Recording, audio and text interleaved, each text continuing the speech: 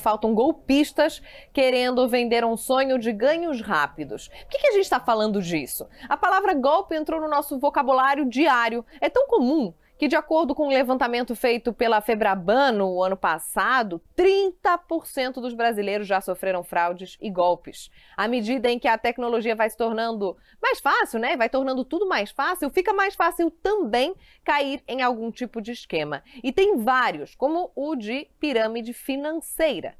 O mais recente tem a ver com criptomoedas.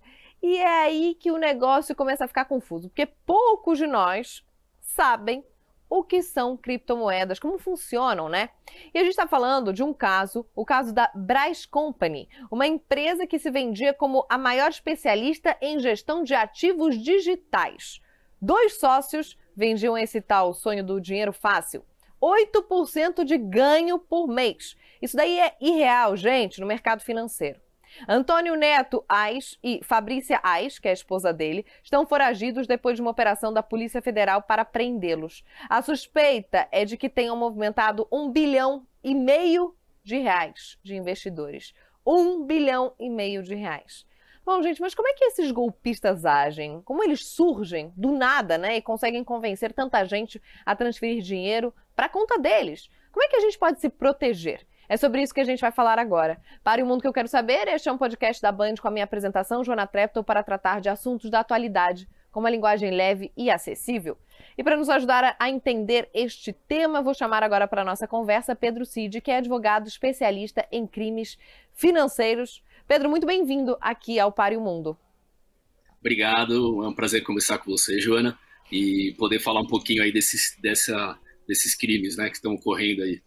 E que são muito comuns, ou estão se tornando muito comuns. Quando a gente fala do crime no passado, quando a gente fala desses golpes no passado, tudo parece muito óbvio. A gente vê as fotos que os golpistas divulgam nas redes sociais, esbanjando luxo, né? Carros caríssimos, mansões. A gente vê como funcionava o esquema, a gente olha e fala, que manjado. Mas na hora que as pessoas estão escolhendo investir o dinheiro, ou praticamente repassar o dinheiro para esses golpistas, as coisas não são tão claras assim, né? É fácil cair nesse golpe, Pedro?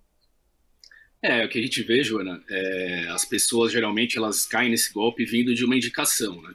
Então, uma pessoa conhecida, um amigo, um familiar, está participando desse investimento e convida essa pessoa, né? Fala, olha, eu estou investindo aqui o meu dinheiro, estou tendo um retorno muito legal, você não quer participar, né? Aí essa pessoa que está oferecendo, né, para que ele venha participar, também vai receber algo em benefício de levar essa pessoa. Então, é uma pessoa de confiança, né? Então, isso acaba abrindo as portas para que a pessoa se envolva nesse esquema, né? Eu diria também que a promessa de lucro exorbitante, né? Isso chama muita atenção da pessoa, né? Por exemplo, no caso da Braz Company que você citou, essa empresa prometia aí até 8% de rendimento mensal. Isso chama muita atenção das pessoas, né? Então, elas acabam sendo atraídas para esse esquema. Você falou algo que é bem interessante, que é esse boca a boca, né, Pedro? Que a gente acaba confiando nas pessoas com quem a gente conversa, nossos familiares, enfim. E se eles investiram o dinheiro deles e até então não houve nada de errado, por que não nós fazermos isso? Mas como é que eles conseguem recrutar os primeiros clientes? Como é que essas pessoas surgem do nada, né? E começam a recrutar outras pessoas, né, as vítimas, e convencem as vítimas de que é um bom negócio deixar o dinheiro dela com eles, os golpistas. Essas pessoas geralmente elas não vêm do nada, né? O que acontece é o seguinte, o que a gente percebe na prática é que essas pessoas elas vêm de outros esquemas, né? Então muitas vezes eles eram lá agenciadores, né? Convenciam pessoas a investir lá e começam dessa forma. Então eles vão aprendendo na prática como que funciona o golpe. E aí eles saem de lá, já conhecendo algumas pessoas, né, clientes, e aí acabam atraindo essas pessoas, né? E aí dado o start, né?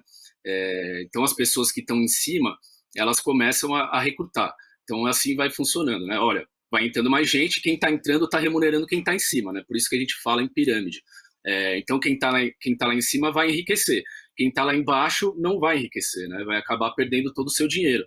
Então esse esquema ele tem um prazo de validade, né?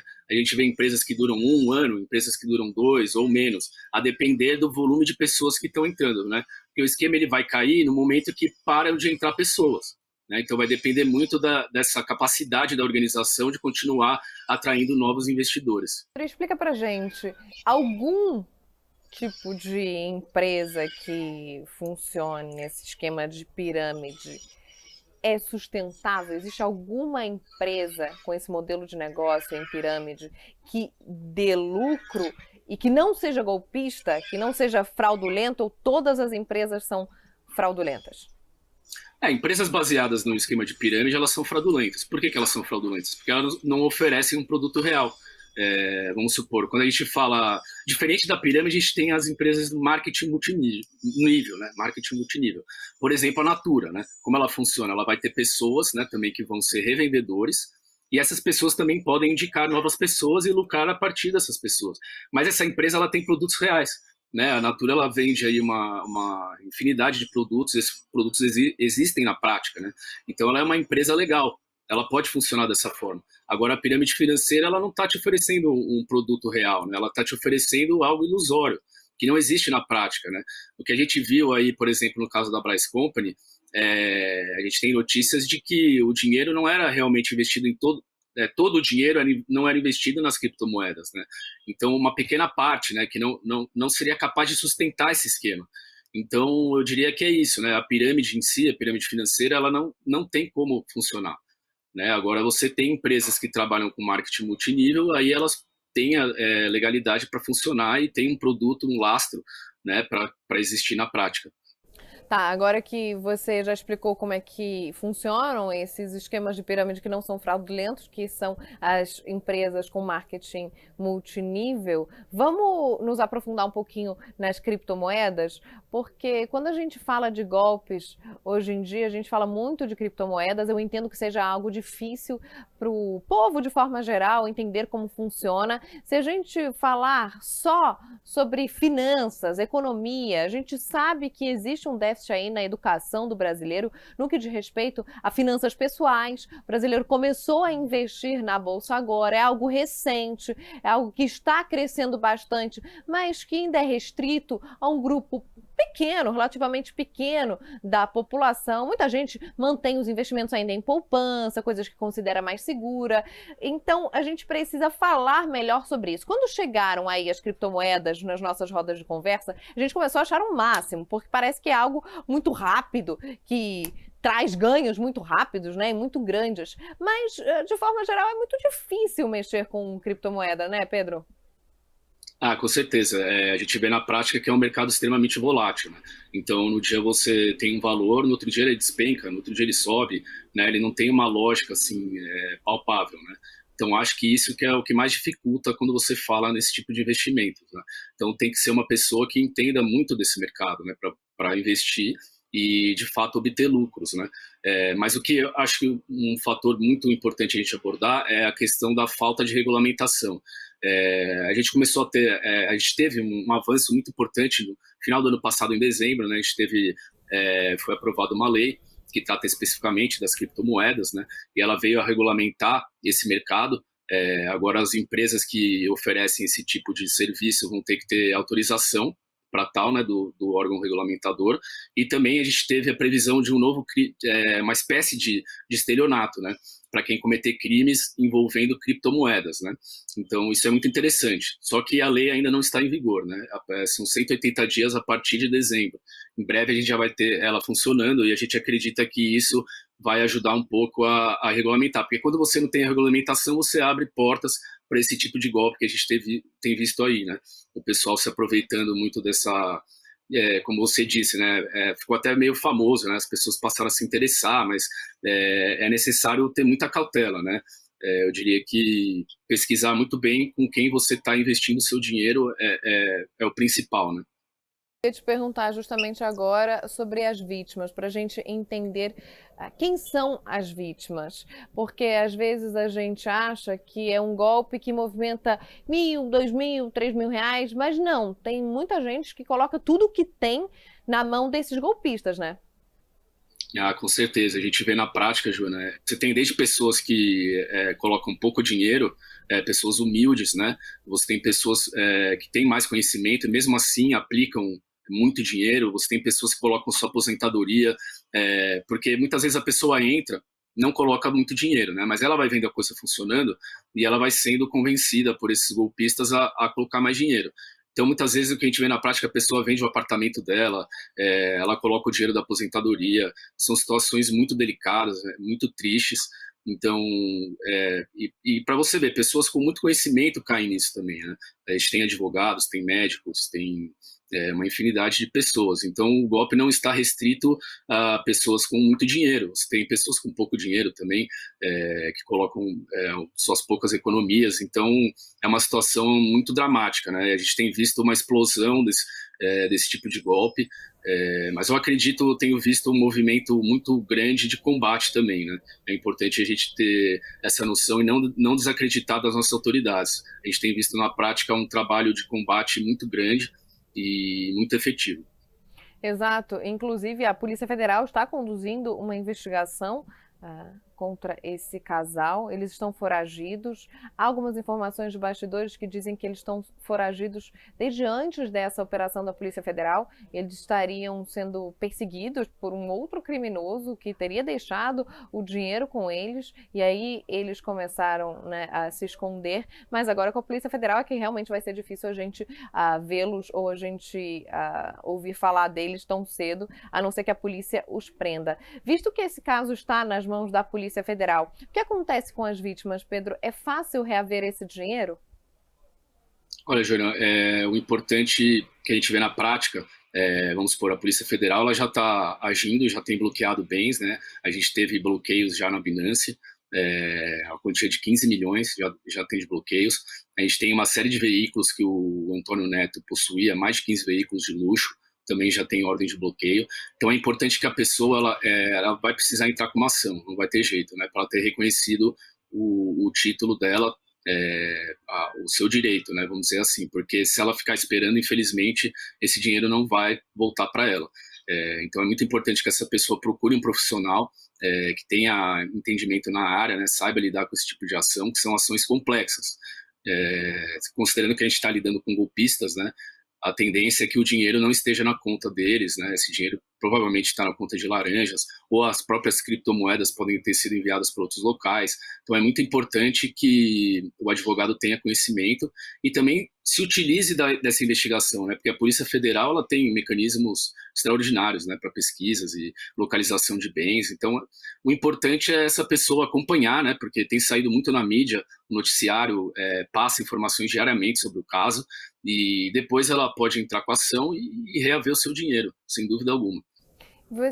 Você sabe que existe muita gente que fica com vergonha, né? Qualquer tipo de golpe que a gente fala, muita gente fica com vergonha de admitir, inclusive para a família que caiu num golpe, porque foi aquilo que a gente estava falando no início. Depois que é desvendado esse crime, fica muito claro para a gente que se tratava de algo fraudulento. Na hora, não é tão claro assim, então a vítima tende a ficar com vergonha. Você acredita que existe subnotificação de casos de golpes em esquemas financeiros?